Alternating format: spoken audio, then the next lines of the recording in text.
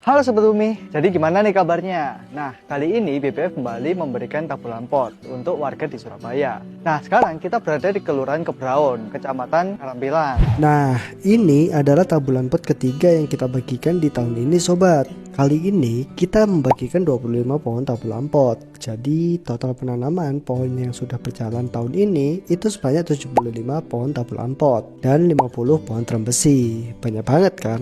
Pohon buah yang kali ini kita tanam ada alpukat aligator, terus ada mangga, juga ada durian montong, sawo, sama yang satunya manggis. Kalau dari kamu, mana yang paling kamu sukai? Tentu saja, ini masih beberapa dari banyaknya program yang akan kita lakukan di tahun 2025 ini.